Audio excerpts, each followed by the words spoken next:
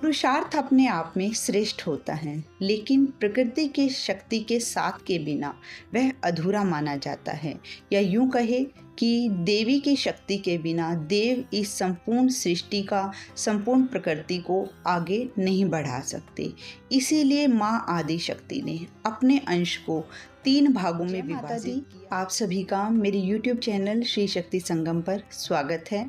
जैसा कि आप सभी ने इस सीरीज की पार्ट 1 की वीडियो को बड़े ध्यान से देखा और सुना होगा, जिसमें मैंने ये आप सभी को जानकारी दी थी कि कैसे एक तेज पुंज के रूप में माँ आदि शक्ति समय और ज़रूरत के हिसाब से शारीरिक रूप धारण करती है और उन्हीं के हिरण्यगर्भ से इस संपूर्ण सृष्टि का निर्माण हुआ है और सारा जगत उन्हीं के हिरण्यगर्भ में समाया हुआ है।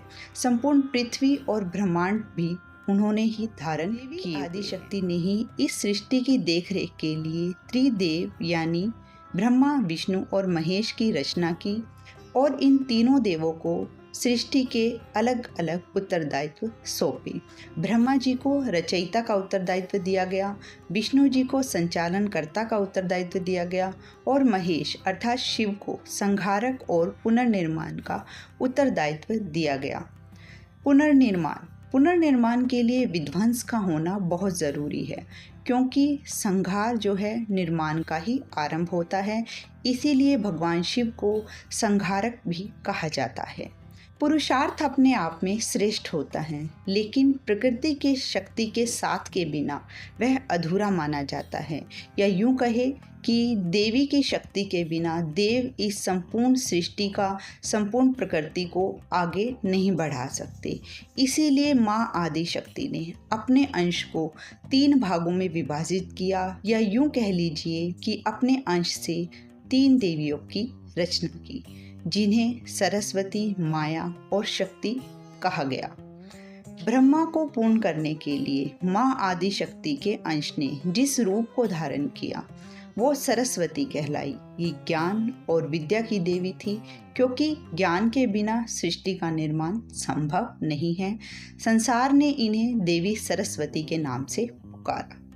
विष्णु जी को पूर्ण करने के लिए माँ आदि शक्ति के अंश ने जिस रूप को धारण किया उसे माया कहा गया। ये धन, वैभव और संपदा की देवी है, क्योंकि विष्णु जी को संचालन का उत्तरदायित्व दिया गया था और धन, वैभव और संसाधन के बिना किसी भी वस्तु या सृष्टि का संचालन संभव नहीं हो सकता। संसार ने इन्हें देवी लक्ष्मी के नाम से पुकारा। तीसरे देव यानी कि भगवान शिव को माँ आदि शक्ति का अंश प्राप्त न होकर माँ आदि शक्ति संपूर्ण स्वरूप शक्ति के रूप में प्राप्त हुई। इन तीनों देवों और देवियों को संसार त्रिदेव और त्रिदेवियां कहते हैं। इन तीनों देवों और देवियों के निवास स्थान भी माँ आदि शक्ति के द्वारा अलग अलग सृजित किए गए। ब्रह्मा जी और ज्ञान की देवी सरस्वती के निवास के लिए ब्रह्मलोक का सृजन किया गया, जो कि ज्ञान का स्रोत है। ऐसे ही विष्णु और धन की देवी लक्ष्मी जी के लिए वैकुंठ का सृजन किया गया। यह लोक विष्णु लोक के नाम से भी जाना जाता है। यह लोक वैभव से परिपूर्ण था, जिसमें कुंठा प्रतिमात्र भी नहीं थी। पालनहार के इस निवास स्थान को वैकुंठ धाम भी कहा जाता है।